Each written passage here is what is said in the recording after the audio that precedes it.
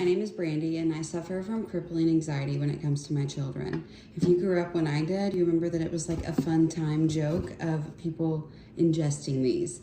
Now that I have toddlers who non-jokingly put everything in their mouths, I wanted something to put these away.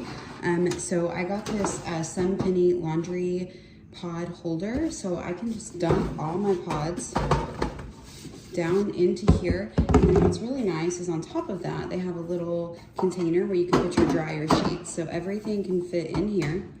These are safety latches, so your toddler should not be able to figure these out, but just in case, if you're like me and you need a little extra comfort, they also come with these padlocks that you can put on these.